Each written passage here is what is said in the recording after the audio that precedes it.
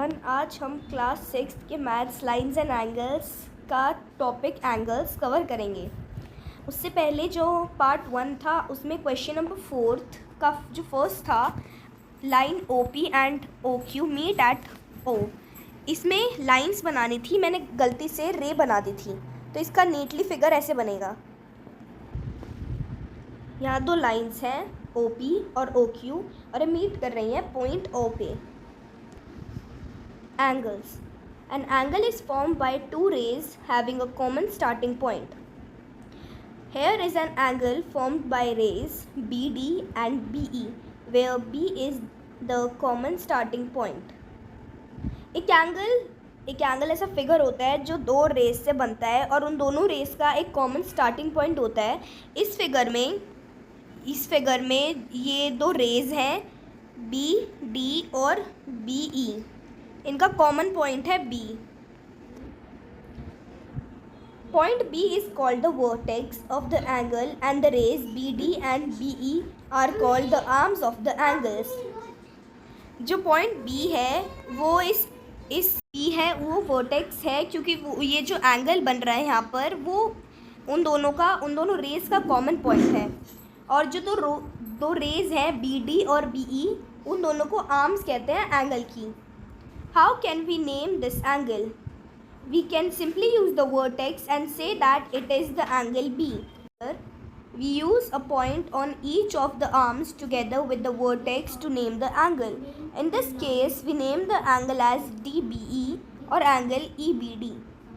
The word angle can be replaced by the symbol, that is angle DBE or angle EBD. Note that in specifying the angle, the vertex is always written in the middle. अगर हमें किसी angle का name देना है तो फिर हम normally जो उसका वर्टेक्स है वो भी लिख सकते हैं। जैसे हम इसे एंगल B भी कह सकते हैं, और भी क्लियर तरीके से इस एंगल को नाम देने के लिए हम इसे DBE या फिर EBD भी कह सकते हैं।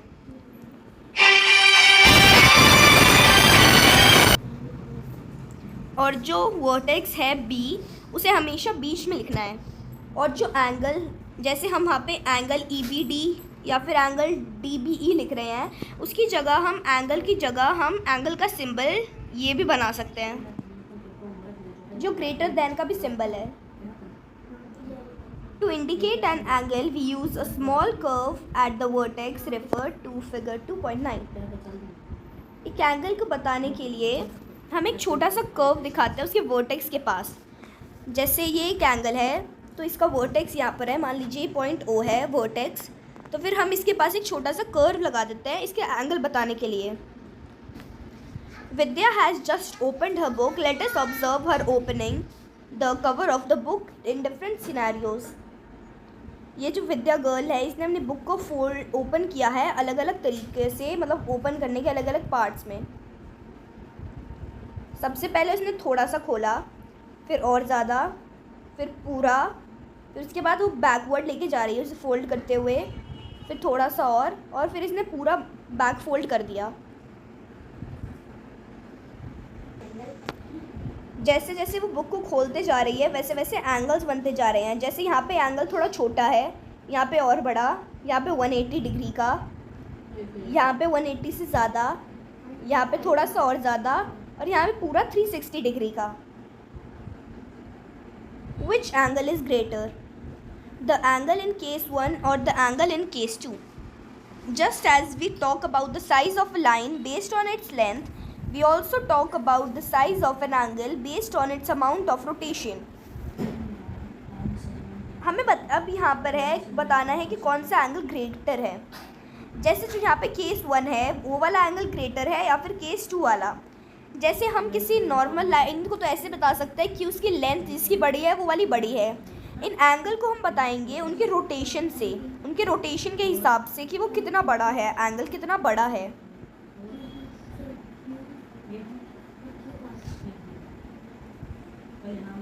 So the angle in case 2 is greater as in the case she needs to rotate to cover more.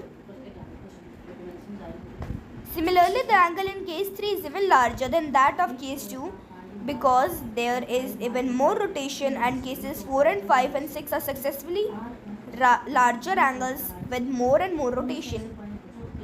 और जो केस 2 है उससे ज़्यादा केस 3 में है, क्योंकि जो केस 3 है उसमें पूरा 180 डिग्री का एंगल है और वो केस 2 के मुकाबले बड़ा भी है। और वैसे ही केस 4, 5, 6 में और भी ज़्यादा बड़े बड़े एंगल्स हैं उनके रोटेशन के हिसाब से। The size of an angle is the amount of rotation or turn that is needed about the vertex to move the first ray to the second ray. जो एक एंगल है उसका साइज उसकी रोटेशन से दिखाया जाता है कि वो अपनी फर्स्ट रे से, अपने वर्टेक्स से अपनी फर्स्ट रे से अपने सेकंड रे तक आने में वो कितना रोटेट होता है। जैसे ये इनिशियल पोजीशन है रे 1 की, और फिर वो जितना जितना बढ़ता जा रहा है इस पोजीशन में, ये फाइनल पोजीशन है रे की। Let us look at some other examples where angle arise in real life or by rotation or turn। अब यहाँ पे कुछ एग्जांपल्स हैं रियल लाइफ के जिसमें एंगल्स आते हैं, वो रोटेशन और टर्न के एंगल्स दिखते हैं। In a compass or divider, we turn the arms to form an angle. The vertex is the point where the two arms are joined. Identify the arms and the vertex of the angle. जैसे हम compass को open करते हैं तो वहाँ पे भी एक एंगल बनता है, जैसे ये। तो ये वाला पॉइंट जहाँ पे दोनों रेज मिल रही हैं वो है इसका वर्टेक्स, जिसे हम किसी भी पॉइंट से डिनोट कर सकते हैं। इसका वर्टेक्स है O और दो रेज है A और B, इसे हम लिख सकते हैं OA और OB। The pair of scissors has two blades. When we open them to cut something, the blades form an angle. Identify the arms and the vertex of the angle.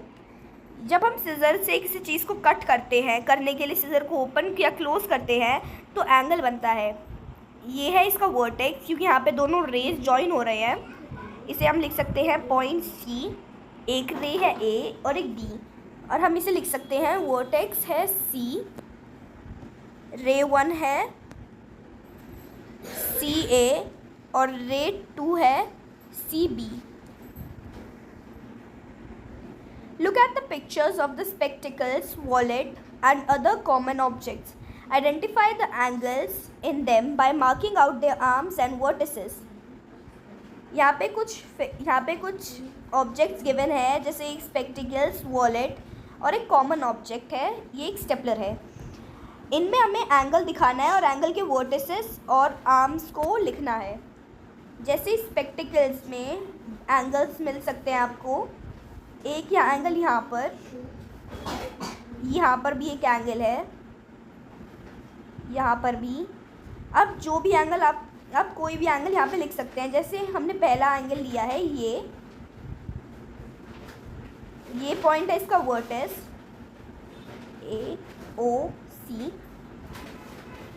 इसमें जो vertex है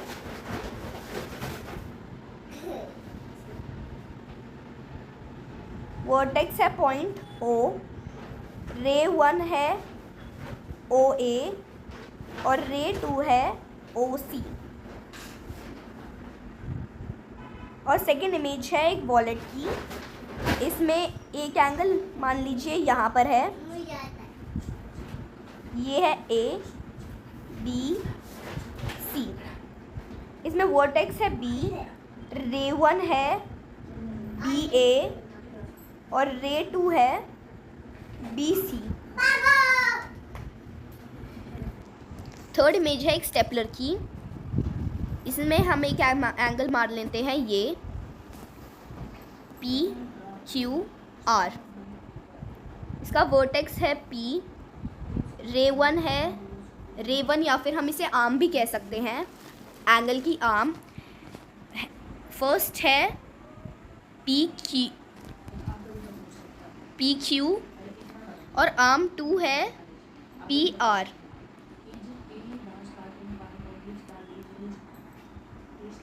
second ये geometry है, इसमें बहुत सारे angles हैं, आप कोई भी एक ले सकते हैं। जैसे ये इसका वर्टेक्स है ये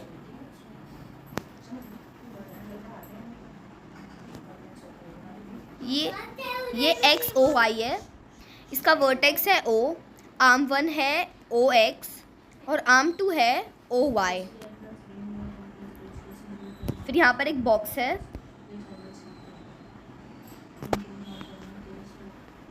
तो यहाँ पे एक बॉक्स है, यहाँ पे ये इसका एंगल है। इसका वर्टेक्स है बी, आर्म 1 है बी सी और आर्म 2 है बी ए। हम इसे ऊपर नीचे भी लिख सकते हैं आर्म्स को, पर जो वर्टेक्स है उसे हमेशा पहले लिखते हैं। Do you see how these angles are form by turning one arm with respect to other. जैसे यहाँ पे जो एंगल्स बने थे वो एक आर्म को दूसरी आर्म तक फोल्ड करके बने थे, ये यहाँ पर गिवन है easily. Figure it out. Can you find the angles in the given pictures?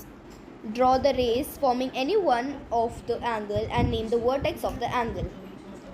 यहाँ पे कुछ ऑब्जेक्ट्स गिवन है, कुछ पिक्चर्स गिवन है जिनके अंदर एंगल्स हैं, उनमें से एंगल्स की रेस और उनमें रेस बना के वर्टेक्स का नेम और रे का नेम, उनकी आर्म का नेम लिखना है। जैसे इनमें से हम कोई भी एक एंगल ले सकते हैं, जैसे हम ले रहे हैं बी डी सी। इसमें वर्टेक्स होगा डी, पहली आर्म होगी इसमें डी बी और सेकंड आर्म होगी डी सी। वैसे इसमें हम यहाँ पर भी ले सकते हैं, ऐसे भी ले सकते हैं, कोई सा भी ले सकते हैं। तो ये पॉइंट है ए बी सी, इसका वर्टेक्स होगा बी, इसकी आर्म 1 होगी बी ए और आर्म 2 होगी बी सी। थर्ड इन लैडर्स में यहाँ पर एक एंगल बनेगा, इनमें आप कहीं पर भी एंगल बना सकते हैं, पी क्यू आर। इसका वर्टेक्स है क्यू, इसकी आर्म 1 है क्यू पी और आर्म 2 है क्यू आर। इस ब्रिज में एक एंगल यहाँ पर बन रहा है, इसे भी हम पी क्यू आर ले लेते हैं। इसमें वर्टेक्स है क्यू, आर्म 1 है क्यू पी, आर्म 2 है Q R. Draw and label an angle with arms S T and S R. एक एंगल बनाना है जिसमें आर्म्स होंगी एस टी और एस आर। इसमें वर्टेक्स हम एस को बनाएंगे क्योंकि जो एस है वो दोनों में कॉमन भी है और वो दोनों में दोनों रेस के नेम से पहले भी आ रहा है, तो फिर इसका एंगल ऐसे बनेगा।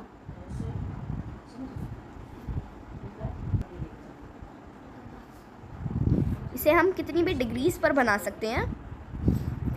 एस टी, ये पॉइंट टी है और ये R. Explain why angle A P C can not be labelled as P. यहाँ पर एंगल ए पी सी, इस वाले एंगल को हम एंगल पी क्यों नहीं कह सकते, क्योंकि हम बल्कि ऊपर हमने पढ़ा था कि हम किसी भी एंगल के उसके वर्टेक्स से नेम कर सकते हैं। यहाँ पर हम इसलिए नहीं कर सकते क्योंकि यहाँ पर और भी बहुत एंगल है, जैसे B P C, A P B, इन सब में भी जो पी है वो कॉमन वर्टेक्स है। अगर हम इसे एंगल पी कहेंगे तो हम बता नहीं सकते कि इनमें से हम कौन से कॉमन एंगल की बात कर रहे हैं, इसलिए हम इसे एंगल पी नहीं कह सकते और हमने इसे एक नेम दिया angle A P C. Name the angles marked in the given figure.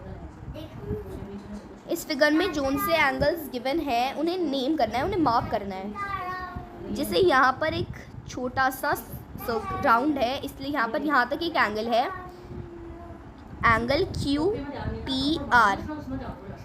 और जो सेकंड एंगल वो ये है angle P T R. Mark any 3 points on your paper that are not on one line. Label them A, B, C. Draw all possible lines going through pairs of these points. How many lines do you get? Name them. How many angles can you name using A, B, C? Write them down and mark each of them with a curve as in figure 2.9. तो उस question में given था अपने paper के ऊपर 3 points लगाओ ये 3 points हैं जो एक लाइन में ना हो। अब इन पॉइंट्स को एक दूसरे के साथ ज्वाइन कर दो। अब जो ये 3 डॉट्स हैं इनका पेयर बना के इनमें से लाइंस बनानी है। जैसे यहाँ पर एक लाइन बनेगी इन दो को कनेक्ट करके। ये वाला पॉइंट है ए और दूसरे वाला है बी। अब इन दोनों को कनेक्ट करके यहाँ से यहाँ तक इस पॉइंट तक एक लाइन बनेगी। अब ए और सी को इन दोनों पॉइंट्स को कनेक्ट करके एक और लाइन बनेगी। तो फिर यहाँ पर हमारा एक ट्राइंगल बनेगा। और फिर नेक्स्ट था how many lines do you get. फिर आपको कितनी लाइन्स मिलेंगी। ये सब लाइन्स हैं। यहाँ पर हमें 3 लाइन मिलेंगी, ए बी, ए सी और बी सी। ये हमारी 3 लाइन्स होंगी। How many angle can you name using A B C. और जो जो एंगल्स यहाँ पे बन रहे हैं इन ए बी सी से वो भी लिखने हैं। तो पहला हमारा एंगल बनेगा एंगल बी ए सी, जिसमें ए इनका वर्टेक्स है, ए बी और ए सी इनकी 2 आर्म्स हैं। सेकंड एंगल बनेगा बी सी ए, जिसमें सी हमारा वर्टेक्स है और बी और ए इसकी 2 आर्म्स हैं, मतलब सी ए और सी बी इसकी 2 आर्म्स हैं। और थर्ड हमारा बनेगा ए बी सी, जिसमें बी हमारा वर्टेक्स है और बी ए और बी सी इसकी 2 आर्म्स हैं। ये हमारे 3 एंगल्स हैं। अब next question 6। Now mark any 4 points on your paper so that no 3 of them are on one line. Label them A, B, C, D. Draw all possible lines going through pairs of these points. How many lines do you get? Name them. How many angles can you name using A, B, C, D? Write them all down and mark each of them with a curve as in figure 2.9. यहाँ पे same question है, बस यहाँ पे 3 की जगह 4 dots लगानी है। अब हमें यहाँ पे 4 डॉट्स लगानी है, 1 2 3 4। अब इनसे हमें लाइंस को पास कराना है। जैसे ये लाइन एक यहाँ से गई, एक इन 2 डॉट्स को ज्वाइन करते हुए इन 2 को और इन 2 को। अब जो ये डॉट और ये डॉट है इन दोनों को भी एक लाइन पास कर सकती है। अब जो ये डॉट और ये डॉट है इन दोनों को भी एक लाइन ज्वाइन कर सकती है। और इस डॉट को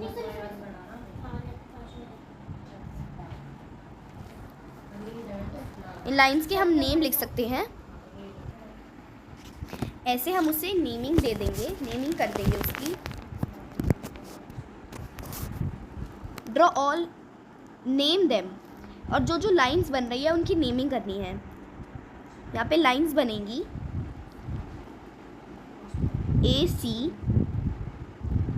ए B, A D, D C, D B,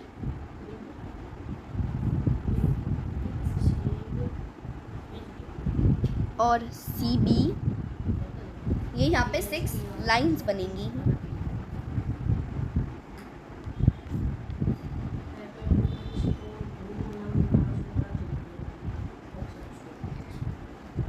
How many angles can you name using A, B, C, D? Write them all down and mark each of them with a curve as in figure 2.9. अब इनमें से जो angles यहाँ पर बन रहे हैं उन्हें भी मार्क करके नेमिंग देनी है उनकी। और जहाँ पे वो एंगल बन रहा है वहाँ पे कर्व लगाना है। तो यहाँ पे जैसे पहला एंगल बनेगा angle C A B, second angle A B C, third B C D, fourth B D C, fifth B D A, sixth A C B, seventh यहाँ पे 12 एंगल्स बनेंगे जो हैं D A B, A B C, B C D, C D A, C A B, A B D, D B C, B C A C D, C D B, B D A और D A C.